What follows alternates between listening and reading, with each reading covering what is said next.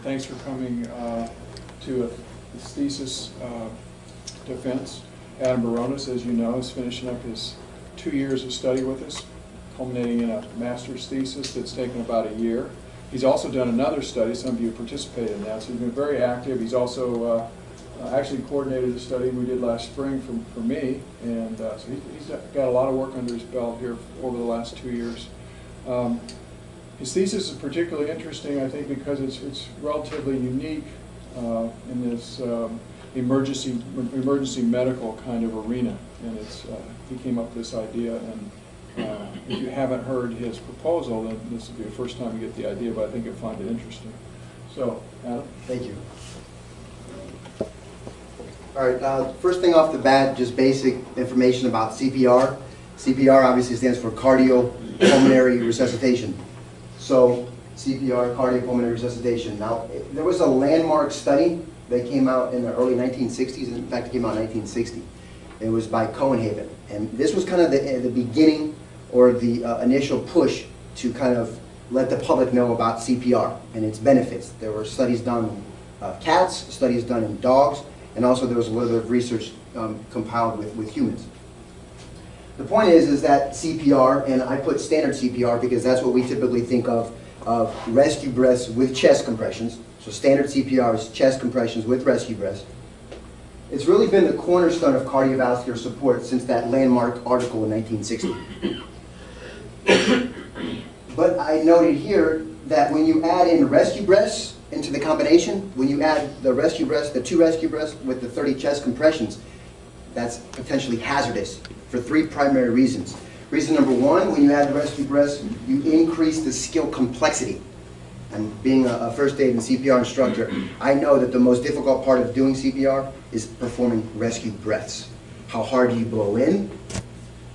How long do you wait between breaths? How long do you give the breath? Pinch the nose, tilt the airway. There's a lot going on. It's a lot beyond usually a 3-hour course or an 8-hour course at an American Red Cross. Increases skill complexity. When you add rescue breaths, you decrease the number of compressions performed per minute. That's obvious. Because any time not spent doing chest compressions limits the amount of time that the victim will receive chest compressions. And then also when you add in rescue breaths, and this is something that I found about a year ago, you hinder bystander involvement because you have individuals that think that you can get a communicative disease or a transferable disease like HIV or hepatitis or SARS because you do mouth-to-mouth resuscitation. I mean, today's day and age, are you really going to put your mouth on some victim's mouth that you don't know? It hinders bystander involvement. So what's the solution to this? Well, I mean, there's a new push. It's a push to eliminate rescue breaths, that you just perform chest compressions as they are, because that's all you need. In fact, there's research, and it came out in the year 2008 in the Journal of Circulation, which is American Heart's go-to guy. 2008, there's research supporting that elimination of rescue breaths and performing this chest compression-only CPR is equally as effective. Equally strong survival rates have been demonstrated in adult out-of-hospital sudden cardiac arrest victims. That's huge. That's huge. That could change the way that CPR instructors teach CPR. There's a drawback, though. What's the caveat?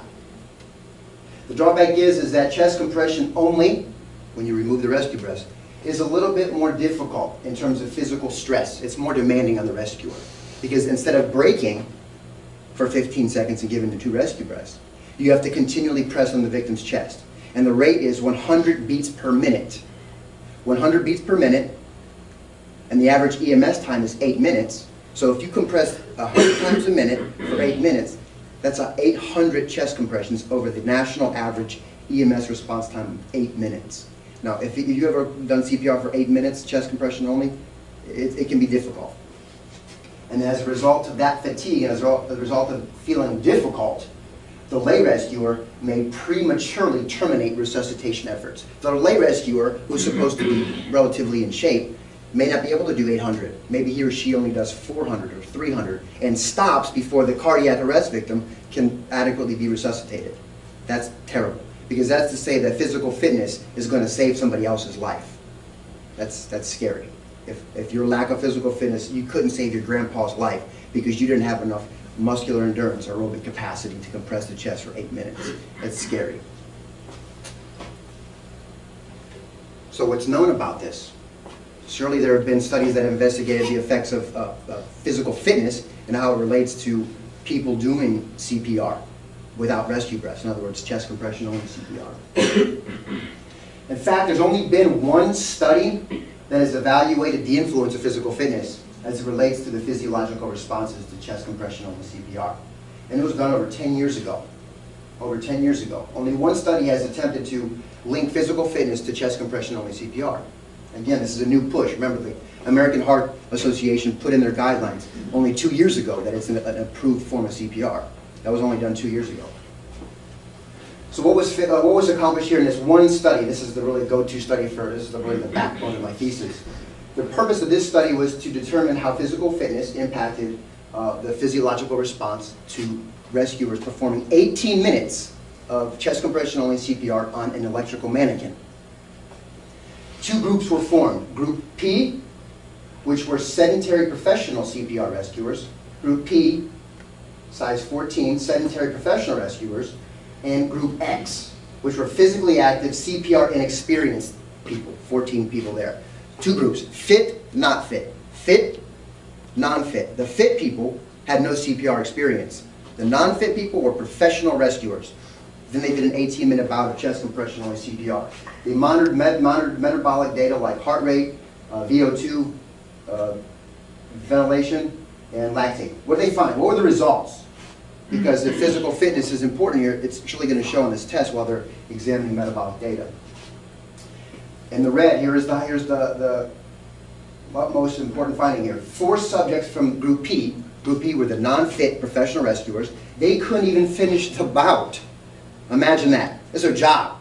They save people for a living, and they can't complete 18 minutes of chest compression only CPR on a mannequin. Reasons for termination, just as a side note, 2 dyspnea, and 2 were from dyspnea, and 2 were for pain and feelings of strain on the arms and shoulders. So 2 of the 4, difficulty breathing. The other 2, pain in the shoulders and arms. Maybe lactic acid buildup, right? Heart rate was lower during this 18-minute bout for these exercising individuals who have had no previously CPR experience, none. They were CPR inexperienced. Heart rate was lower for these exercisers at minutes 6, 12, and 18. Also, the exercise group utilized a lower percentage of their VO2 max, so fitness is crucial for that because physiologically it's not as taxing for them. Physiologically that should make sense. It's a physical movement. Fit people aren't as stressed, even when you have CPR professional rescuers in the mix. And this is the big takeaway, that the exercisers performed the chest compressions comparably. There was no lack of qualitative resuscitation efforts. And when I say comparably, I'm speaking in terms of the rate and depth. They're able to keep it 100 beats a minute, and they're able to compress 2 inches, or about 40 millimeters. They were able to do that with no experience, because physical fitness plays a huge role in this. Thus, a certain level of physical fitness appears to be beneficial to CPR providers during relatively long periods of cardiac arrest. Remember the national average EMS time? Yeah? I have a quick question. You said this study was evidently done 11 years ago? Correct. And I know you've looked at the literature. Why do you think no one's paid as much attention to this? Because there's this conventional thought that one needs to have rescue breaths into the mix. So there's only a few people that even acknowledge doing chest compressions by themselves is a good act, let alone people that understand exercise and combine the two. So what did I do? That's the general background information. What was my purpose here? I did some physical fitness tests, and I linked that to how they responded during a 10-minute trial of chest compression only CPR. So just reading my research question, the purpose of my study was to determine whether muscular and cardiorespiratory endurance, physical fitness tests, were they related to the physiological and perceptual responses associated with performing 10 minutes of chest compression only CPR. But that sounds like the study before, but it's not. Because I use CPR certified individuals. Everybody in my study was currently CPR certified. About 98% of them came from classes here at FAU, taking first aid and CPR classes. So before, you had fit people who were CPR inexperienced and non-fit people who were CPR professionals. I've got a wide range of fitness, and I also have an adequate understanding in terms of certification with the entire cohort. That's interesting. I know. Where were the other 2% from, Adam? Delonix, Oh. John Hughes. Oh, okay. I sprinkle in a couple GAs in there. I think it's important to mention though that your study is also different in the sense that you're looking at different measures Yeah. of fitness. And Right. also you're looking not only at physiological responses, but how people perceive the difficulty of the task. Yep. Okay, so what were my methods? This is just a general outline of what I did, because I thoroughly went into it during my proposal. Just briefly to catch up people.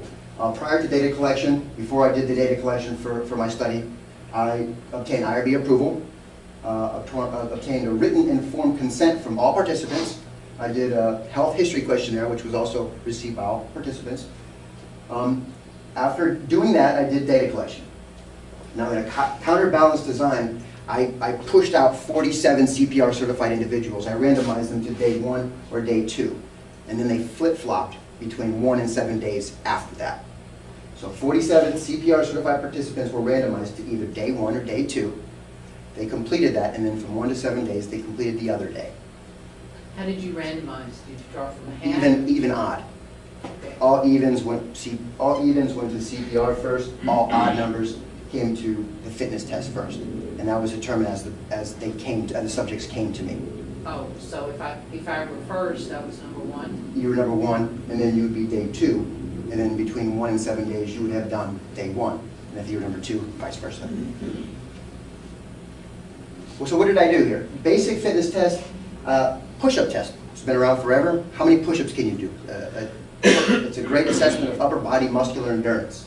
I also have a 3-minute YMCA step test, which was performed 4 minutes after they did the push-up test to allow for recovery.